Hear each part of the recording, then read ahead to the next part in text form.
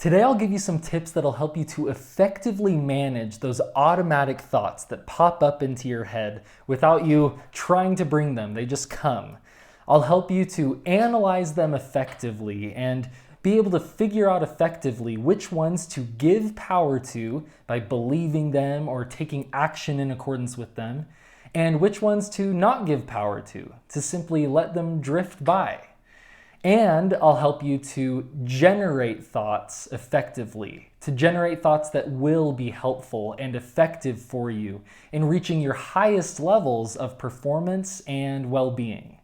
So let's hop into this. How do we analyze our thoughts effectively?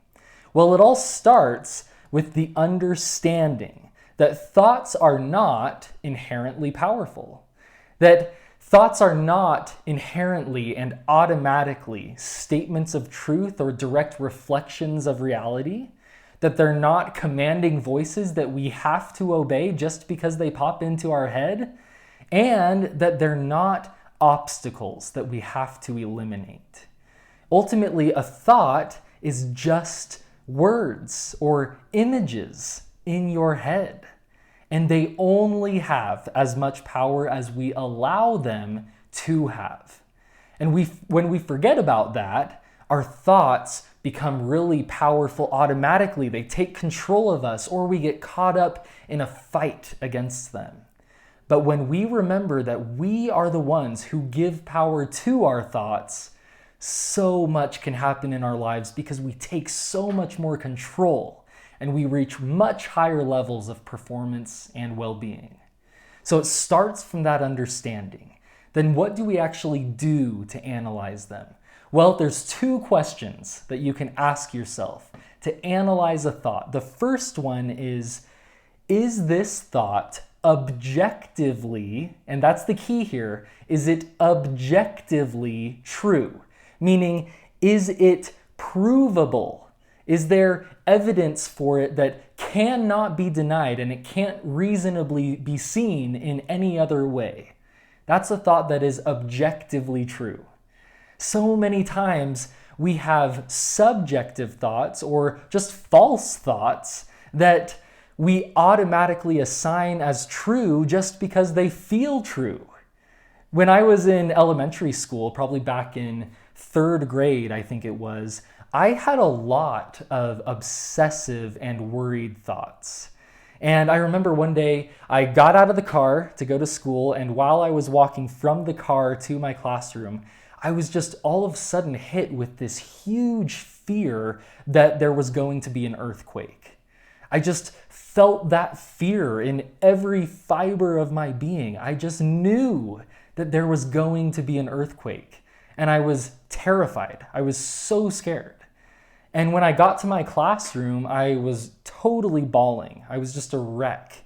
And my teacher came up to me and was trying to help me in finding out what was wrong. And when I told her that I thought there was going to be an earthquake, she, tried to reason with me and comfort me and help me realize that that's not true. It's just a worry that I'm having, and there's no earthquake. There's not going to be an earthquake. And I really resisted her quite a bit in that, because even as she was feeding me rational thoughts, I just could not believe those rational thoughts because the thought that there was going to be an earthquake just felt so true. And I eventually got the help that I needed, and I was able to work through that and overcome it.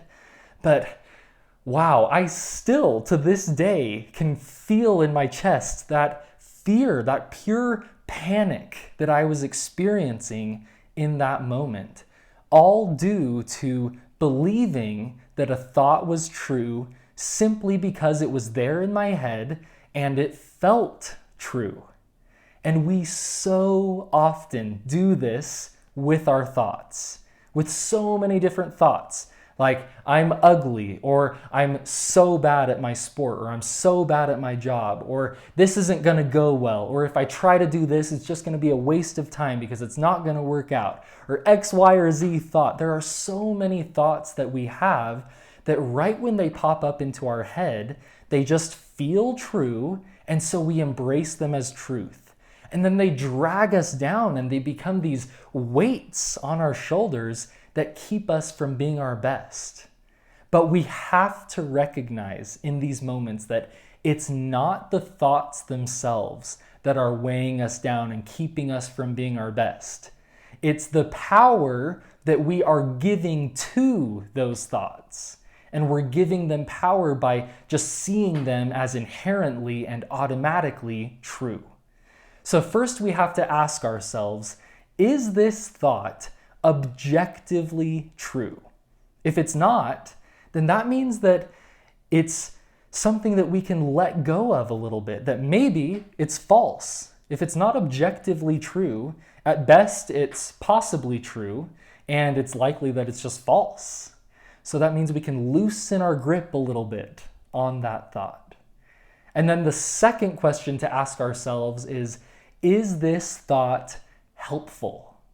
Is this thought helping me to be my best and happiest self? And that really is so critical, because ultimately that is what matters. Is this thought helping me? Or is it dragging me down? Is it keeping me from being my best? Is it making me miserable or shameful or discouraged or embarrassed? If it's doing those things to you, then it's time to let go, to break free from the chains of that thought. Not to get rid of that thought, but to stop giving power to that thought. To instead just let go and let it just be a thought and nothing else. If it's not objectively true, and if it's not helpful, it's time to let go. And at that point, then it's time to generate a thought that is effective for you. So let's talk about that. How do we generate effective thoughts for being our best and happiest selves? Well, it's highly connected to the rules I was just giving, which is make sure that you generate a thought that is helpful, something that helps you to be your best and happiest self. So that has an action component and a feelings component. Make sure your thoughts help you to take effective action, and make sure that they help you to feel the way that you want to feel, to show up as your best. And make sure that your thoughts are based in truth. But there really are two types of truth. There's objective truth, which again is provable. There's no other way to look at it. And there's subjective truth, which is an opinion and a feeling, an idea. And both of those are very important because we don't know everything. There's lots of unknown in this life. So we have to make room for both. But I really want to emphasize right now the objective truth, because typically, if we're trying to kind of work through our thoughts and develop some healthier, more positive thoughts, we typically go from subjective negative to subjective positive. So that could look something like, I'm a bad player. That's a subjective negative. And maybe you're working on it, so you switch it to, I'm a good player. And that can be very effective. I actually use subjective thoughts, subjective reframing like that often. But if you only do subjective reframing, it does leave you very susceptible to kind of arguments in your head where your brain starts to find evidence for one side of that I'm a bad player, and evidence that I'm a good player. And it starts to kind of have this conversation with itself, and it can be really difficult to find inner peace if your brain is just kind of arguing with itself back and forth. Again, this doesn't mean that you shouldn't use that. I actually think subjective truth is so critical and can be so emotionally and motivationally powerful. And it can open us up, open our minds up to so many possibilities. And at the same time, we have to pair that with objective truth. Truth that is objectively provable and that is also helpful. So, for example, maybe instead of just switching from I'm a bad player to I'm a good player, maybe you could try saying something like, so take I'm a bad player and switch your focus to I know how to do X, Y, and Z. I know how to execute X, Y, and Z skill. And I have room for improvement, and I will do X, Y, and Z in order to get better. That's all very objective. It's based in the reality of here and now. It gets you tuned in to the reality of your current level of performance and your current abilities, and it gives you hope for improvement. And it gives you hope for improvement in a very rational way, right? So we can do this with all of our thoughts. For example, let's say you have a thought like, I'm the worst salesperson on my team. Maybe that's objectively true. Maybe that is true in the sense that you have the lowest sales on your team. But even if it's objectively true, it's probably also not helpful to just be looking at that thought over and over again. I'm the worst salesperson on my team. I'm the worst on my team. I'm the worst on my team.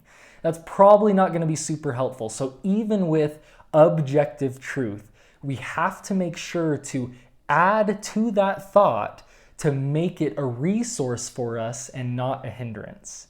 So you could do something like, I'm currently the worst salesperson on my team, but as I continue to intentionally seek feedback and advice from my leaders and apply that, I will get better. That is objectively true and so helpful because it encourages you to take effective action and it fills you with hope that you truly can get better. So again, I'm not at all saying don't use subjective truth. I think that is so helpful and so critical. For example, I really like to have the thought in my head, I am great at what I do. Because for me, even though that's subjective, it fills me with powerful, effective, positive energy that helps me to go out and live in accordance with that thought. But make sure to pair that with objective truth, because that centers you in reality and it gives you a little bit less of an argument in your brain. It gives kind of more of a quiet mind and more centeredness. And so much can happen when you are centered on reality, when you take truth at face value for what it is, and you use it in an effective and helpful way to progress forward. So even if a truth is negative, you can use it to your advantage if you add to that thought. So use truth, hone in on truth, and make sure that you're focusing on helpful thoughts, ones that are helping you to be your best and happiest self.